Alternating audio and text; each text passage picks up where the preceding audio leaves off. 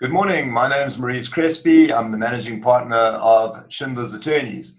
Schindler's Attorneys is the co-founder of COBRA, together with Engaged Business Turnaround and IQ Business. That's together now with in excess of 40 partners who've joined COBRA, all agreeing to assist on a pro bono basis. The idea is we provide expert advice by way of Zoom meetings with you and your team, or we assist with the turnaround on a pro bono basis, and we provide content such as the content that you'll find on our knowledge database, which is the most comprehensive database in the country in relation to the various schemes and the various aspects governing the current crisis. And over and above that, we host these daily webinars. The idea is to assist businesses through these webinars by having the experts who are part and parcel of COBRA provide information and their views and their insights as to how to best tackle the situation that we find ourselves in.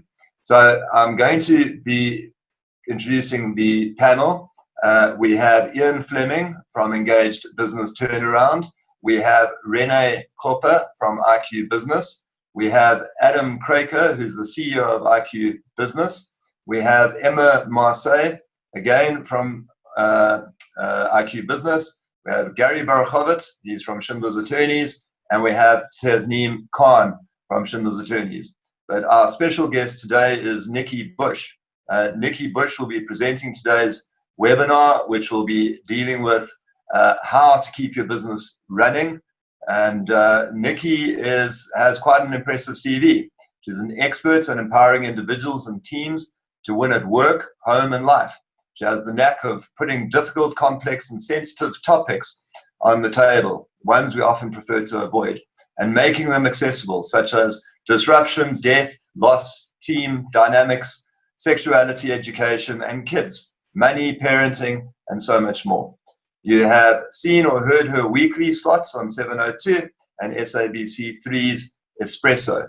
She has written 4 best-selling parenting books with major publishers, including her latest, Future Proof Your Child for the 2020s and beyond.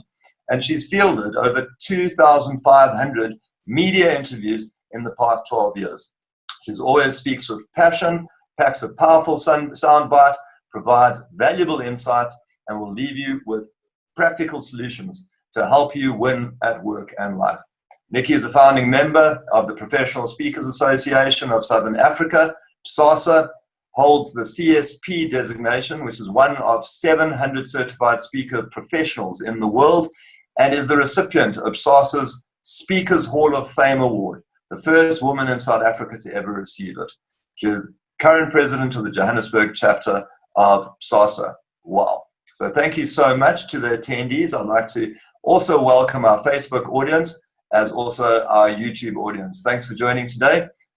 This is a webinar. The reason it's a webinar is to engage. So we ask that you please post questions so that Nikki can tackle those issues and the questions that you raise at the end of her presentation. But for now, I'm going to hand over to Nikki. Nikki, thanks so much for being part of COBRA and for your time today.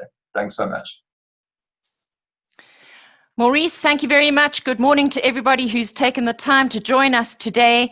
And it's my privilege to add some content to the conversation. As you know, I'm a speaker and an author. So I'm a human potential and parenting expert. I'm also a mother, a parent who has built a brand and a business from home over 25 years with children.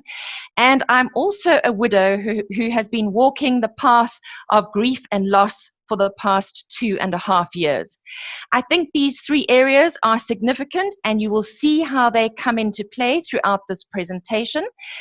I produced a white paper about 4 weeks ago called Keep Your Business Running, and it is about how to mitigate one of the biggest risks to your bottom line right now as a business, which is the parent who is now working from home with kids for the first time.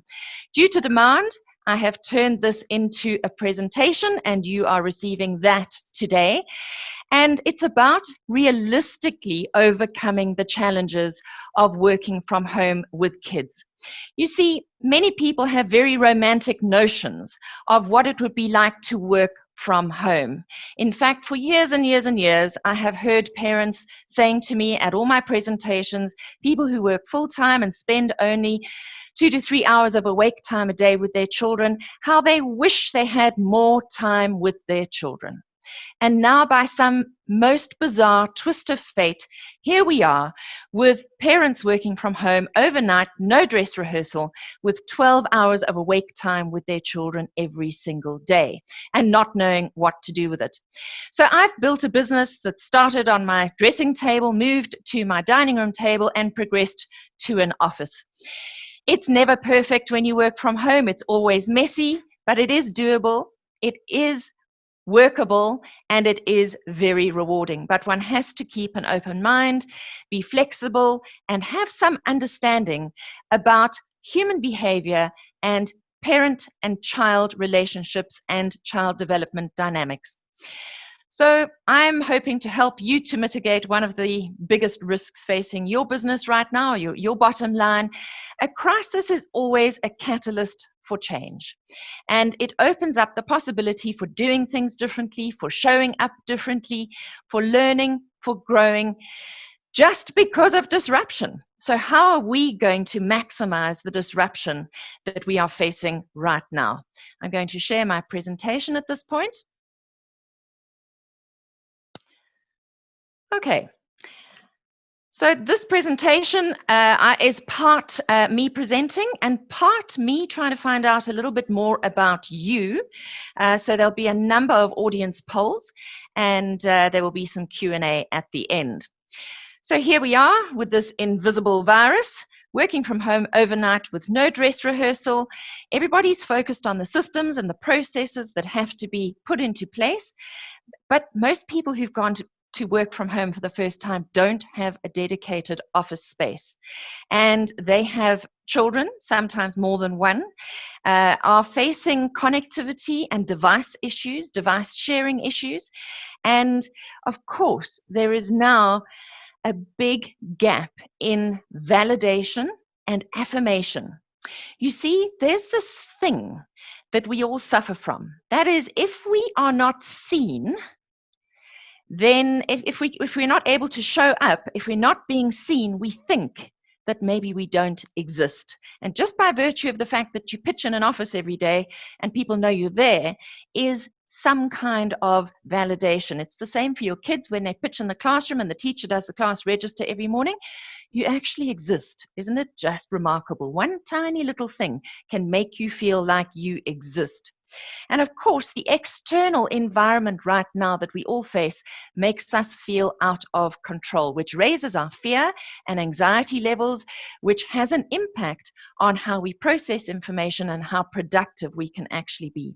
So there is mass fear, loss, and grief, and I think that this aspect has been completely underestimated. So there is a huge impact on both the individual and the organization that we need to bear in mind.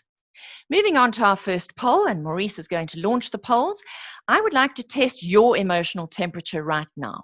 So which statement most accurately reflects how you are feeling right now? So there's this question, this big elephant in the room. How are you doing? That's what I'm asking you. So pick one. It's anonymous. We won't know who has answered what, but please be honest and tell us how you are feeling right now. Are you shocked and fearful? Are you anxious and depressed? Are you feeling reasonably in control, or are you feeling positive and optimistic? Please give us an answer.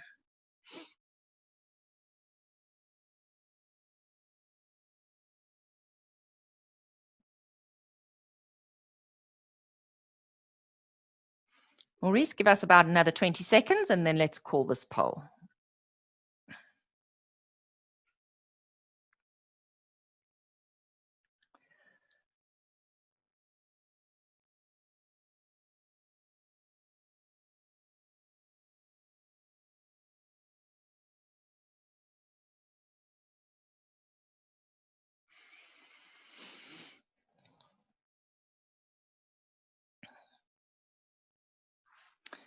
Right, can you publish those results? Okay, shocked and fearful, 7%. That would be accurate right now because we've gone through the numbness phase, which is about 6 weeks or so of shock and numbness. We are now moving into the getting a bit real about this thing. So are you anxious and depressed? We've got about 14%. Do you feel you are reasonably in control? 50%. Not bad. This is good going. And are you positive and optimistic? 29%. So let's see if we can shift that today. Thanks for that poll. Right, then moving on, we've got another poll. What about your staff, your team? So which statement most accurately reflects how they are feeling right now, or your perception of how they are feeling? Are they fearful? Are they overwhelmed? Are they disengaged? Or are they coping and feeling competent? Once again, it's anonymous, so give us an honest answer.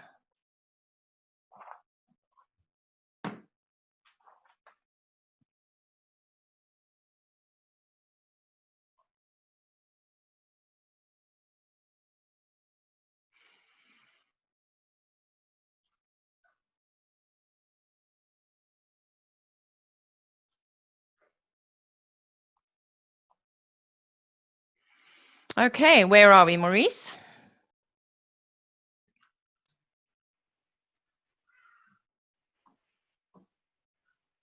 Should I end the poll?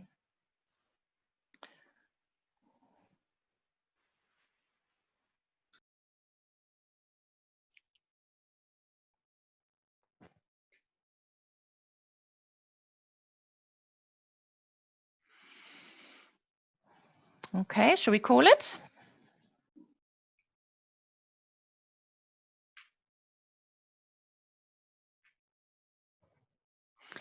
Okay, we have 6% feeling fearful, 35% feeling overwhelmed, 6% disengaged, and 59% feeling like they are competent and coping. This is really interesting. So 6% feeling fearful, so the fear factor is dissipating. 35% feeling overwhelmed, and that's a sense of, so what now? But what I find very, very interesting, and this is common throughout all these presentations when I poll the audience, the level of disengagement has dropped remarkably. Now, anybody who's been reading stats in the last 3 or 4 years will know that usually workforces are 80 to 90% disengaged. And this is the first time in years we've seen a tipping point in that. I suspect because there's that fear factor of we better all pull together and do what we need to do to keep our businesses running, otherwise we are going to be out of a job, or of course proving that they need to keep their job and not be the first out the door. So I find that an interesting statistic. Right. So moving on, I think I have right. Okay, we'll do some. Oh, there we go. Sorry, this is the last poll in this group. Describe your team's performance right now. Which statement most accurately reflects your team's productivity and performance right now? Low, moderate, or high?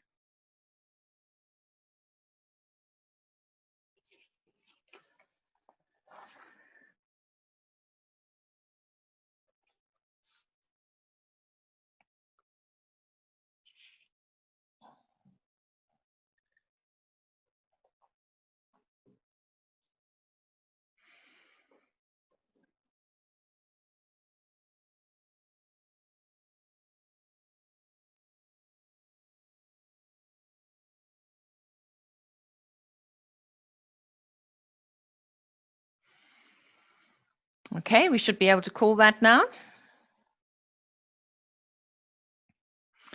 Okay, so we've got 13% low, 47% moderate, and 40% high. Okay, that's also an interesting stat and fairly standard in my audiences right now. So once again, look how low we are on low productivity and low performance. So this is something to bear in mind. Thank you for that. Okay, so before I go any further in unpacking how to mitigate the risk to your business and help your employees better or more effectively work from home and be more productive, etc. I'd like to address this thing about mass shock and loss and grief, because it is having a big impact on where we find ourselves. The interesting thing is that we are all going through a process of adjustment and transition. And that is something that I want you to bear in mind throughout this presentation and take with you afterwards. You see, a wedding is an event, but a marriage is a process that unfolds and continues over time, whether it's 5 years or 50 years. I think that lockdown has been the event, but how we deal with the unfolding of COVID-19 is going to take the next 12 to 18 months or longer. This is a massive period of adjustment and transition. Now, just to give you perspective, whether we as human beings go through positive change or negative change, all change is actually stressful. And this will help you keep perspective over this time. So even if you had a new job, you'd taken on a new job for all the right reasons, so excited about it, you would go through all these 7 stages of adjustment and transition. If your child went to a new school, they would go through all these 7 stages of adjustment and transition. If you got married, you would go through these 7 stages. If somebody dies in your life, you go through these 7 stages. They are subtly different from the 5 stages of grief that Kubler-Ross is well known for. I find this much more practical, and it's a great thing to share both with your team, with your spouse, and with your kids, especially if you've got kids between the ages of 10 and their 20s, because it helps them to understand that there is a roadmap here. And even if we were going through something positive, we would have to go through this roadmap. So first up, there's immobilization. That's where we initially become immobilized by our fear. And you can see our fear ratings are down, our shock and numbness is down. And that's where we develop things like psychosomatic symptoms. When a child goes to a new school, oh, I've got a tummy ache, I can't get out of bed the first day of school. You start a new job, you've got a backache or a headache. Okay, you get it. I'm not going to go into this in detail because I'm going to share a link with you to a 45-minute podcast I've done on this. There's also a detailed blog. But I think it's important to position this because it underpins a lot of what I talk about. Then you minimize, because the threat is so big and so scary that we minimize it to make it more manageable. So when we were still walking in circles and couldn't walk in a straight line outside our properties during the initial stages of lockdown, I had a couple of days where I felt quite depressed and down. I live in quite a small place. I was doing my 20 paces up and down the back of my backyard. And I remember on this particular day going, you know, because self-talk is important. If Nelson Mandela could come out of his many years of being incarcerated and do what he did, I can make a plan too. If Viktor Frankl could come out of Auschwitz and do what he did, I can do this, I'll manage this too. So I minimized it, I made it manageable. Then we slip into depression. Now, we were all in depression until about a couple of days before our president announced that we were going to go into 2 more weeks of lockdown. We started lifting, getting excited. He's going to open everything up. And then he put us in lockdown for another 2 weeks. We went back into depression. So understand this is not linear. You can go back and revisit these stages. And we've gone into many, many experiences of mini depressions over the past 2 days now. Then you move into acceptance. Now, this is where we really need to understand what's happening. So acceptance is an interesting place because it means we've moved through the depression of feeling incompetent and unconfident because I don't have the tools for this. How do I do this? And we start realizing there's only one way to move, and that is forward. We can't go back to the way things were. And we start testing our new reality. Now, here's a nice example, an everyday example. You have a child who goes to a new school. They have no friends. They start testing the new reality. Can I make a new friend? They start testing and trying new techniques. If it doesn't work, they try something different. If they hit a sweet spot and make a friend, they go, maybe I should do that again with somebody else. And we're in this situation of working from home too and working through COVID-19. We are starting to accept this is our new reality, that we're going to have to do things differently. And we're starting to test the new reality. But the problem we have is that we are not fully in control of external forces. The government is telling us how and what and when different parts of the economy can open up and how many people you can have at work, etc. So we may be rearing to go as a business or as an individual, but we are hamstrung in terms of being able to test our new reality. We can only go so far. And that brings with it feelings of frustration and irritation. Even if we're glass half full people, there's only so much we can do. And then from there, we move into searching for meaning and internalization. So I really would urge you to go and listen to my podcast and read up more about this, because it is such an important part of understanding why we feel the way we feel and how we are moving closer or further away from feeling competent and feeling confident at this time. And so many people who have sat through my presentations over the last 70 odd days keep coming back to this, saying this was such a useful piece of information and that they have shared it with so many others over this time. And let's understand some basics about human nature and human behavior, because this is going to help you with your teams, whether they are teams at home or teams at work, obviously remotely. There are three fundamental questions that every single person, every human being asks of important people in their lives every single day. Your children are asking this of you. Your team is asking this of you if you're a team leader. And you are asking it of your spouse, your partner, or your business partner. And these questions are, do you see me? Not just seeing my body, but do you see me? All of me, my potential. The next question is, do you hear me? Not just the words I'm speaking, but the words I'm not saying. Do you hear my fear right now? Do you sense my overwhelm right now? And the third question is, am I important to you? And that means people close to us are judging where they fall on our list of priorities. Do you see me? Do you hear me?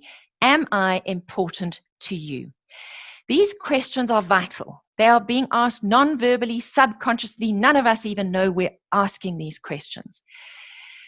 But if somebody keeps getting a no, no, no answer to these questions, they start feeling empty. There is an emotional void. Remember, I said early on in this presentation, right now during COVID-19, the need for validation and affirmation has gone up. We've always needed it, but we need to be even more conscious that we are validating the people close to us or the people we need, because they are remote right now, and they're missing out on all the non-verbal cues that they would normally get, which make them feel like they are worth something. So be very aware of this. You know, it is so interesting. I asked some kids a while ago, what do you do when you feel invisible? And the 10-year-old little girl said, I cry, and then I get my parents' attention. And the boy, age 13, said, I become cheeky, and then I get into trouble. That's how I get attention. I didn't even have to explain what invisible meant. They just got it. So I hope you get this morning, because it will be seriously useful to you as you manage and lead your team moving forward. So the bottom line is, we have to get beyond the processes, the technology, and the platforms and the policies, and we need to keep the human in the middle. This is now about human logistics. Getting the best out of each other and this situation will reduce the risk to our businesses. So please don't underestimate the emotional and mental impact of what we're going through when you're managing a team or individuals. We are under abnormal pressure. These are different circumstances, and the big elephant in the room right now is actually having the guts to ask people in your team, how are you doing?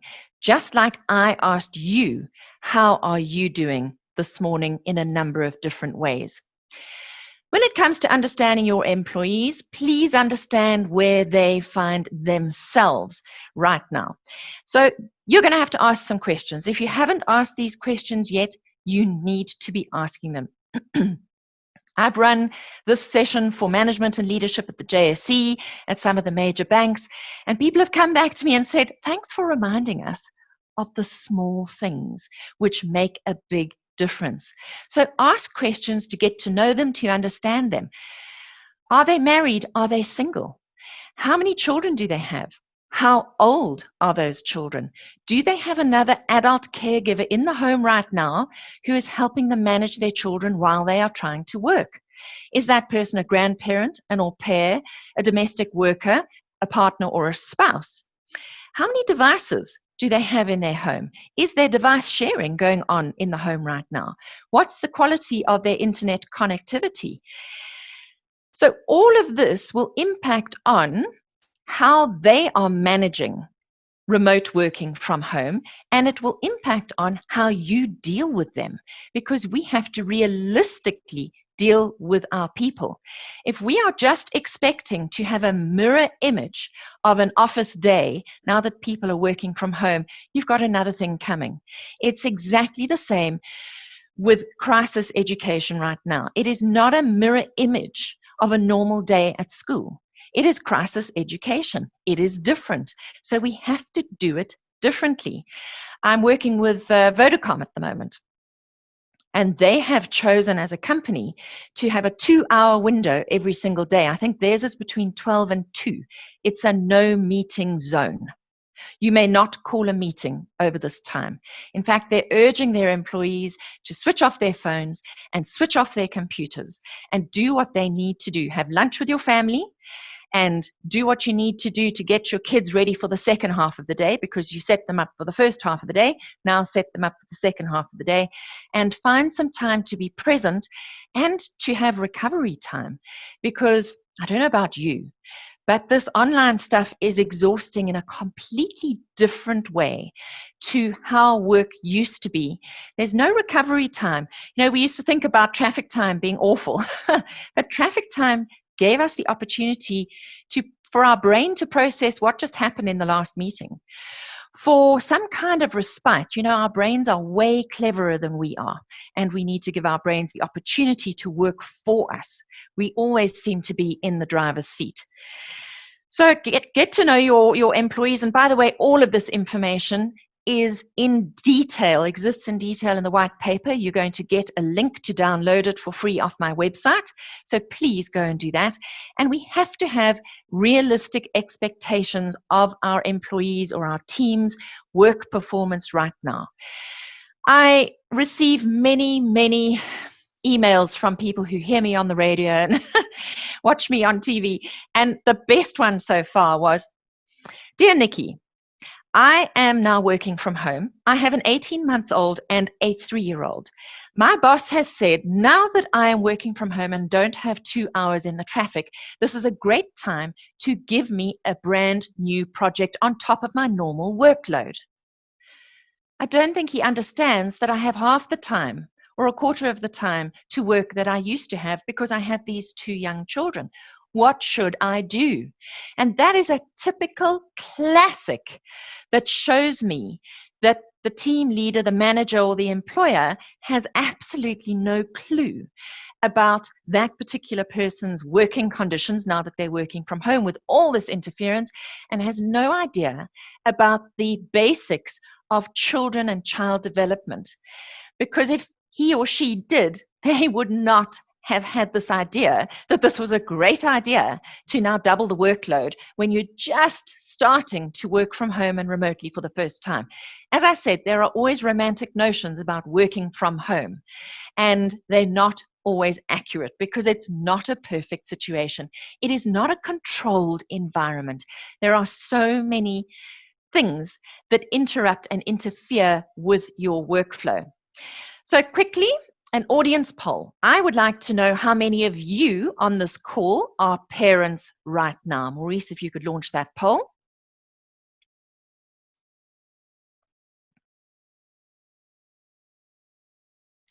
This should be very easy. Yes or no?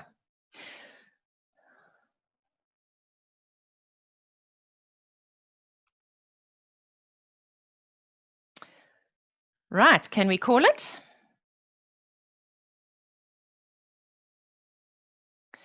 Okay, 59% yes, 41% no. For those of you who are the no's, who are not parents, please listen carefully to everything I'm going to be unpacking in terms of managing your teams. For those who are parents, you also need to get realistic about how things are going. Okay, next poll. How many children do you have? Those of you who have children. 1, 2, 3, or 4 or more?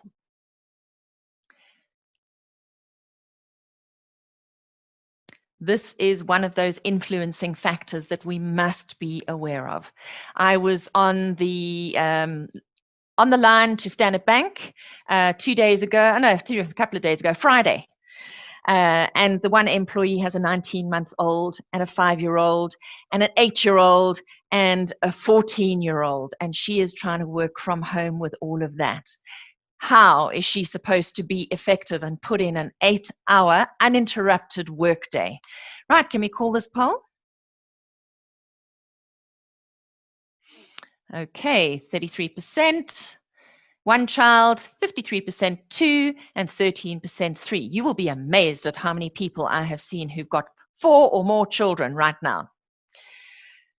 Okay, right, thank you for that.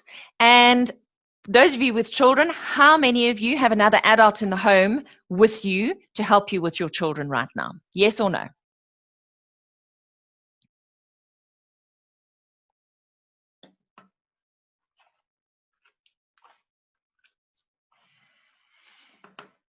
Right, I think we should be able to call that. 60% of you have somebody with you to help, and I think that that is going to obviously start increasing as our domestic helpers can come back, our au pairs, our tutors, etc. It is going to be of enormous help. But over the initial lockdown, it was absolute murder for anybody who did not have a second person at home to help them.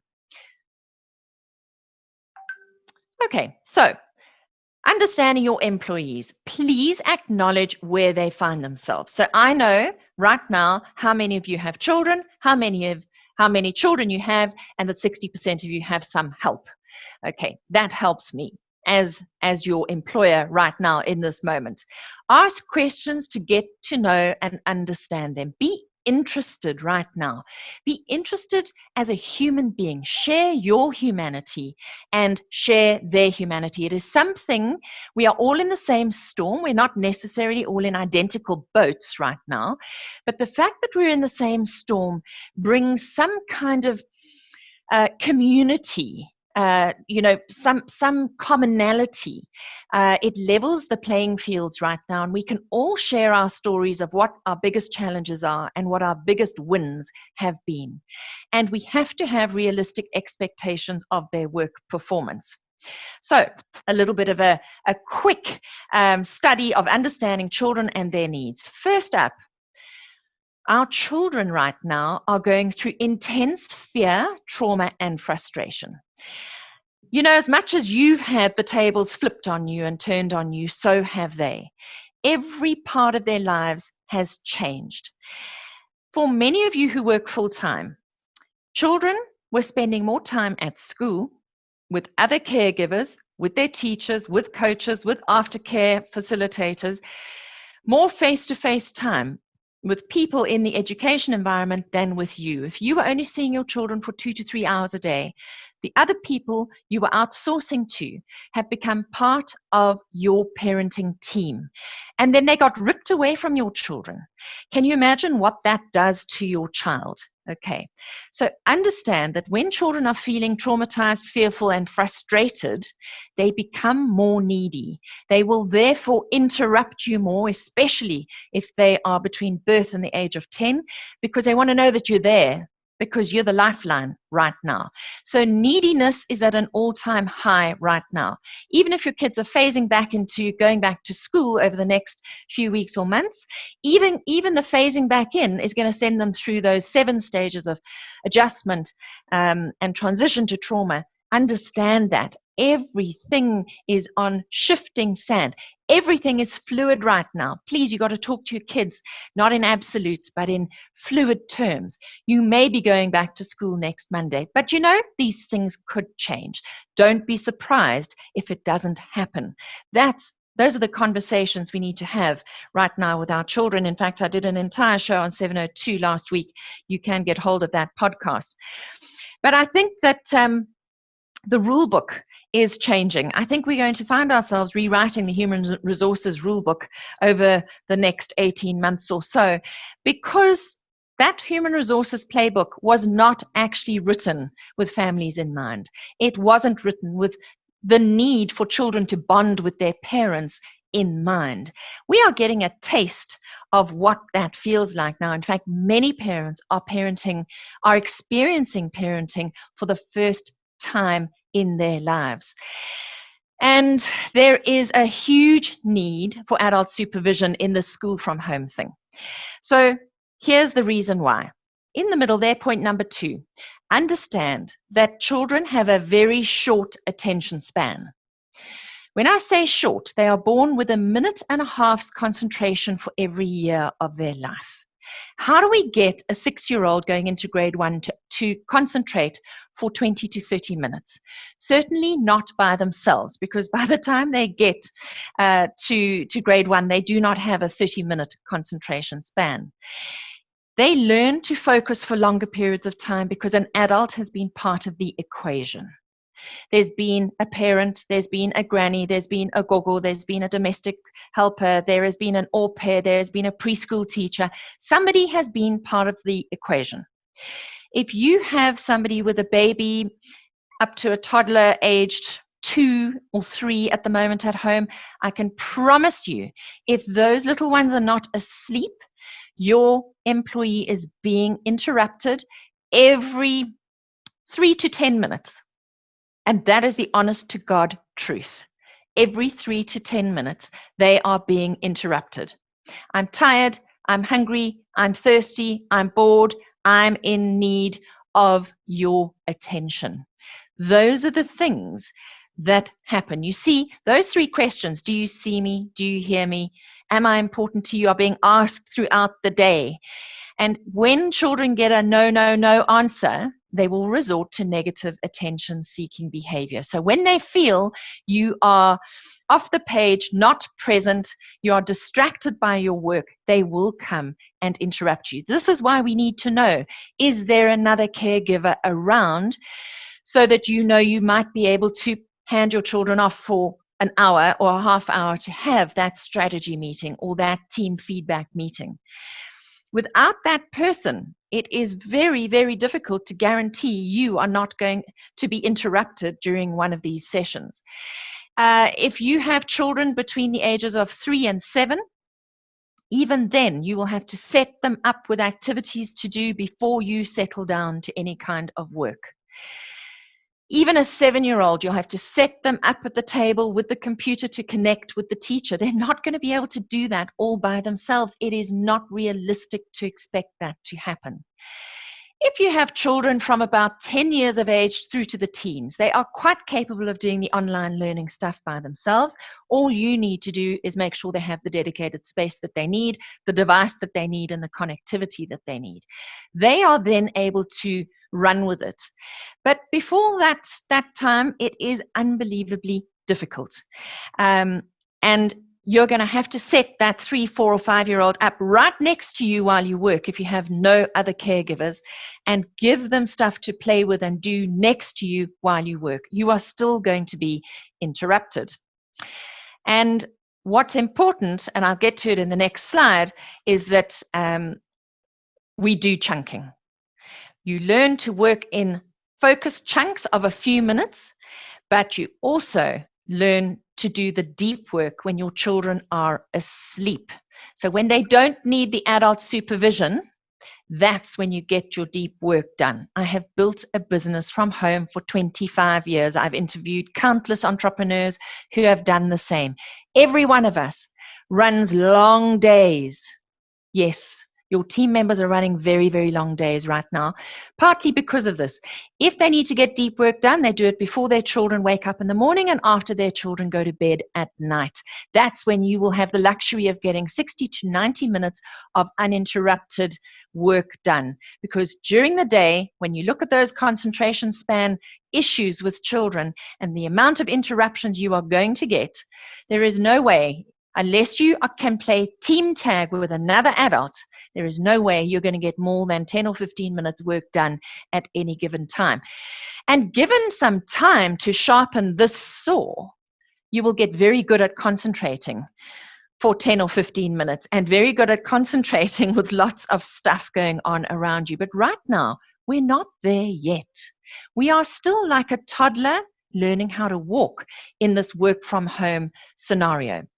So this is the COVID-19 parenting paradox, that we've wanted more time with our children for all these years. Now we've got it. Now we don't know what the hell to do with it. Parenting full-time is demanding. It's absolutely exhausting. I think for the first time, people who work full-time are discovering how exhausting and demanding parenting really is.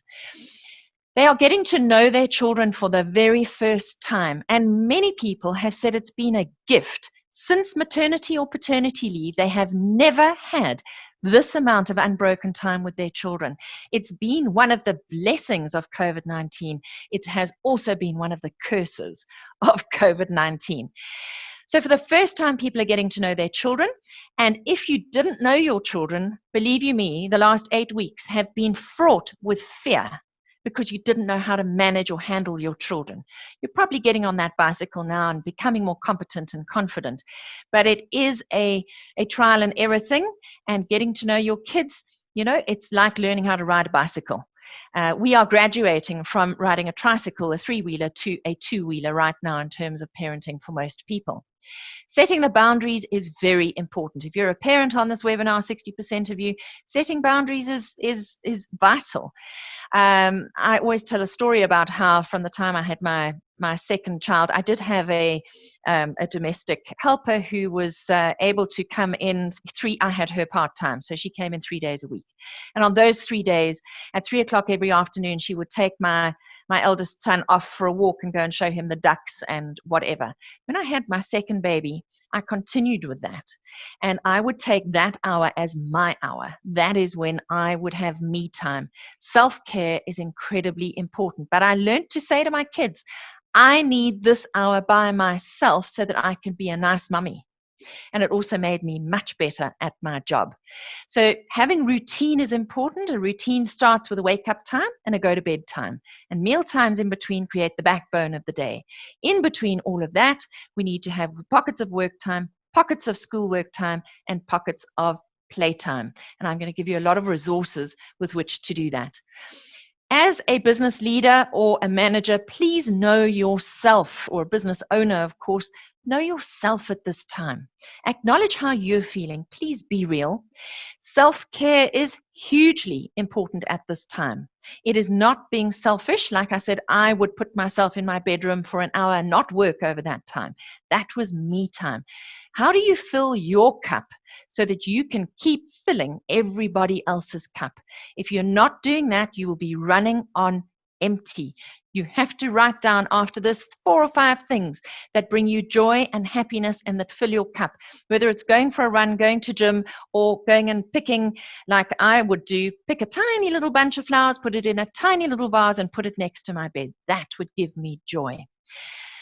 I'm going to quote here from Colin Hall, a colleague of mine who runs Learn to Lead, ex-CEO of Wooltrue, chairman of Wooltrue, and he talks about the fact that we all have a human battery. Every one of us has a human battery, and there's only one person who is responsible for charging that battery, and it is you. You need to understand that, and so does everybody in your team. And I think this is where the human resources playbook is going to shift over this time. We are all going to take far more responsibility for our own energy, for charging our battery, and taking responsibility for our our success trajectory in our jobs, in our organizations, I think the time has come to look less for external motivation from the human resources department and more to look inside ourselves and take responsibility for building a life of meaning and self-expression. Please redefine your expectations and create interim goals. Yes, we've still got to get through everything, deliver on the KPIs, etc. But understand you're going to have to do it differently. And right now, little goals might be encouraging people to create a better workspace for themselves at home. How many of them went back to a dedicated home office? Not many. I'm working with some of the top law firms as well, and we've got lawyers working from their bedrooms. It's not ideal, but we've got to make it work. And sometimes it's those little things that we need to get right. So I am not saying by any manner of means that we need to rescue our people. We actually need to empower them. If you run in and keep rescuing them, you will disempower them. And it's a funny thing, we almost minimize them by kind of saying, you can't do it, I'll fix it for you. That's not what I'm saying. I'm saying build their resilience muscle over this time. Believe that they can rise. And here's a nice thing to say. It may be something you want or you want to go through. It may not be something you want or wanted to go through, but I think you can handle it. I think that's an important thing to acknowledge with our people right now, is they didn't choose this, but they've got to deal with it. It is what it is, because life happens. Not everything is in our control. And actually, sometimes we create the things we want, and sometimes things happen to us that we wouldn't necessarily choose, but we've got to believe that we can handle them. And I'm a case in point. Life took me out at the knees. My husband was actually murdered in our home during a home invasion. I know what it feels like to have external disruption forced on you. And I know what it feels like to rise from that, but it doesn't happen overnight. But it does take choosing how you are going to move forward. We are actually not in control. That's an illusion. All we do control are our choices and our attitude in each and every moment. So sometimes life does hit us with stuff that constitutes a crisis, and COVID-19 has been that, and it requires us to muster up all our internal and external resources to cope with the sideswipe that we weren't expecting. But I do believe that it's entirely possible to grow and to thrive from all of this. So in our teams, we need to shape solution seekers, not problem finders. Once again, please ask lots and lots of questions of your team and ask some more. And please remember to ask, how are you doing? And what do you think you should do? So always reflect back at people. Yes, okay, that's the issue. So what do you think you should do? And how can I help you to achieve that? Our choice of words right now is very important. And drilling down and asking more questions. And why? And how will that serve you? And what will the result be? Get people to start thinking critically about the decisions and the choices that they are making. Remember, we want to empower them to go and actually resolve their issues for themselves. So, advice for managers and leaders to create deeper connections. I think I've already shared quite a bit with you. But I think ultimately it's all going to boil down to three basics, and so often we forget these basics. They're the fundamentals of a process called the Success Cube. It's a tool that I use with teams, and by the way, I can actually do this with teams virtually as well, where we build success recipes for success journeys. So the basics of skills, work rate, and attitude still apply, but obviously in a very changed context. So in the white paper, the skills for managing a team right now are detailed. The work rate, how to deal with that, is detailed, as well as the attitude. So while work rate still needs to be quantifiable, it needs to be realistic for this time. And remember that small successes under new conditions will build confidence and competence and lead to bigger success.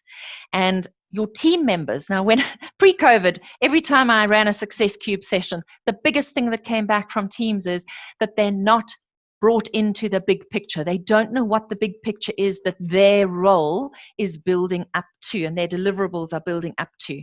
So make sure that people do know what the bigger picture is, even if it's just an interim big picture for now. And remember, they need more validation. So you're going to have to spend more time, work rate, in making sure that you validate, not telling them they're wonderful, but validating them in terms of how they are coping with moving through and making all the changes and adjustments. And please celebrate and acknowledge all success. This is so important. So details of all of these three in terms of management are in the white paper. Please download it. So in terms of tips of how to work from home realistically, obviously, be realistic. Remember, kids are busy and it's going to be messy. It's never going to be perfect. Go for workable, not perfection. And what's workable in my family will be very different to what's workable in your family. I call it chunking, working in small focused chunks, and then, of course, working when they sleep and being strategic with screen time.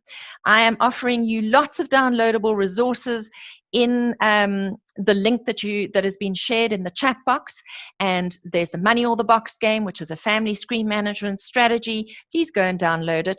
I also talk about all of these things in much greater detail in my business support programs that I am running for big companies right now, as well as SMMEs and some educational institutions. So we have the Reframing COVID-19 for You and Your Family webinar, which is a great introductory webinar that deals with the mind shift and the heart shift that you need to make over this time. That's followed by another webinar called How to Be a Parenting Hero During COVID-19, which goes into the nitty-gritties of every day with children. So I want to start closing down here to talk about parenting your team. As a leader, you are actually the extension of home. You are family when people are at work, even in a virtual situation. Sia Khaleesi, interestingly, is a parent of 3. I believe that one of the reasons he's made a great leader in our rugby team is because he's a family man and he parents this rugby team. So don't rescue. You need to raise them up and help people take responsibility for themselves by being encouraging, empowering, and empathetic. And a few years ago, I had the privilege of sharing the platform with Gary Kirsten, who, as you know, ex-pro-tier cricketer, coach, and he talked very interestingly about the time when he became the coach of the Indian cricket team. And he says there are so many parallels between parenting and leading and coaching, and I think they're worth sharing in this forum as well. So he talks about the fact that we need to be credible, trustworthy, compassionate, consistent, an inspiration, a good listener, and a good example. Note, very few of those things are about doing. They're about being, about sharing our humanity. And he talks about the fact that when he actually took over coaching the Indian cricket team, when he had 0 hours of coaching experience, just like you have 0 hours of leading experience, during with working from home. This is a new place for you. He said he used to ask himself with tears in his eyes, what do I have to offer somebody like Sachin Tendulkar, who already knows everything there is about batting? How am I going to help him become a better batsman? And then he thought to himself, all I can offer is all of myself as a human being. And then his big question was, will that be enough? And it really is the same when it comes to parenting or leading a team at work. It boils down to the concept of how do you live that list of being credible, trustworthy, compassionate, empathetic, etc. And that is hugely, hugely important. So I want you to know that you are not alone on this journey. We are all toddlers learning how to do this, whether you're part of a team or leading a business. We're going to figure it out together. In fact, my assistant Carmen has something at the bottom of her email that says everything is figure-outable. And it is. And no one said it would be easy, this remote working, remote managing, but we will get good at it. We're just not there yet. And the power of the word yet is very important when managing and leading a team. Remembering that COVID-19 is not just an event that's going to go away. It is a process that we've got to get used to, live through, adapt to, and adjust to. And we are going to sharpen our skills as we move through this journey and this time. We are not there yet, but we are going to get really good at this. But remember, it's a changing, fluid situation. Final audience poll, and then we're done. If you can launch that, please, Maurice. So it's the same poll we started off with. How are you feeling right now, 1 hour after we started? Can you share with us, are you feeling shocked and fearful? Are you anxious and depressed? Do you feel you are reasonably in control, or are you positive and optimistic? Right now, not how you were feeling an hour ago, right now, how are you feeling?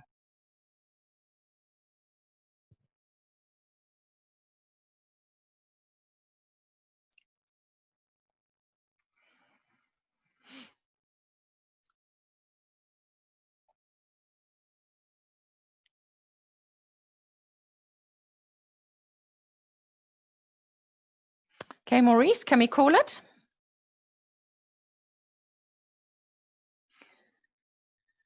Right, we've got nobody feeling shocked and fearful, which is a shift from 7% to 0%. We've got 10% feeling anxious and depressed. That's 14% to 10%. We have got 52% feeling in control and a 38% feeling positive and optimistic. So we've got a nice shift of more people feeling positive and optimistic, a few more people feeling they are reasonably in control. And that really is just because we have sat and talked and been human, and we've shared a few more skills. So please, will you bear these questions in mind, because they're the kind of questions you need to be tapping into with your teams right now in order to manage them better. I am offering you some resources to help you to continue to win at work and life. Please download and read the Keep Your Business Running white paper that I'm offering. Please do the collateral damage versus collateral beauty challenge, because your roadmap to the future is sitting in the collateral beauty side of that exercise. And you've got a link in this report to that. There are many parenting tools with links for downloading. Please use them. There is also the Win at Work and Life podcast with Nikki Bush. Please listen to some of the podcasts that may be relevant to you. And you can book me to work with your team. I'm working with many teams around the country at the moment, so you can email me at info@nikkibush.com, and I'll share with you what I've been doing with them. So that's all from me. Back to you, Maurice. Fantastic. Thanks so much, Nikki. Wow, that was insightful. I have a question for you. Have you had a look at positive psychology and the hedonic treadmill, or hedonic adaptation, in the context of events such as this? I have to be honest, I haven't. So you'll have to give our listeners and viewers an idea of what you're talking about. It speaks to what you're saying. The hedonic treadmill, in fact, I'm going to read to you from Wiki, is the observed tendency in humans to quickly return to a relatively stable level of happiness despite major positive and negative events or life changes. And they've done study after study where the classic example is where they take somebody who's won the lottery and they compare that person to somebody who's just become a quadriplegic. And they find that the hedonic adaptation actually allows for that healing over time. And that after a year or 18 months, they both find themselves at the same level of happiness, which is quite remarkable if one thinks about it. And you're speaking a lot to that. And I think it's important for the audience to realize that this is exactly what will happen. It's part of the hedonic process, and you're really leading the way. Which is, so I think what's interesting is you are raising the point of how resilient human beings actually are and how adaptable they are. And while I haven't used the wording hedonic model, I guess I'm speaking very much to that, and I've walked that journey myself. And I do think that if we give people the space and the time it happens. And what I would like to say to you is that work is actually a very important part of the healing journey, because it gives you purpose and it gives you structure. So after my husband's death, I went back to work about 2.5 months later, and people said, "Oh my goodness, you've gone back to work so soon." And actually I hadn't. I'd gone back to work. I mean, most people who suffer a loss only get 3 days of compassionate leave, and you can do nothing in that time. I'd taken 2.5 months because I'm an entrepreneur and I'm self-employed, and it happened to have happened over November, December, so it was that slow time of the year. But I have to be honest that getting back on the bicycle was very good for me. It was the only part of my life where I had some reasonable amount of control, where I felt reasonably normal, and where I felt I was inching forward. The rest of my life just felt like mud and molasses. And right now, I think in terms of control, what's important to note, and I'm doing a lot of work with entrepreneurs and people in the financial services industry and the legal fraternity. These are all people who were hired because they are producers, deliverers, and performers. They are finding this so difficult because they feel hamstrung. And when you're not producing and performing, and when you're not being seen because you can't show up, this is really messing with your head. So bear that in mind with people. There is this tendency to go into over control when we feel out of control. This is human nature, human behavior. Children are trying to do that right now, and parents are trying to do it actually a lot of the time with their children right now. They feel everything else is out of control. Let's try and control the kids. And there's this huge backlash. So yes, while we need routine and structure, we also need space within all of that to actually almost rediscover ourselves and get to know ourselves differently. Brilliant. Thanks so much, Nikki. I think that's a wrap. I'd like to, in particular, thank you, the panelists, and the audience. We have these webinars on a daily basis. Please join us tomorrow. We have, it should be on the screen, is it? Let's have a look. We have energy, wisdom, and a tool for business owners. So please join us then. This is COBRA. You can visit our website, cobra.org.za, or please send us an email, info@cobra.org.za. We'll assist your business in whichever way we can. We have over 1,000 professionals with our partners, and we're there to assist. And yeah, thanks again, Nikki. Until tomorrow, I hope to see you all there. Thank you. Great stuff. Thank you.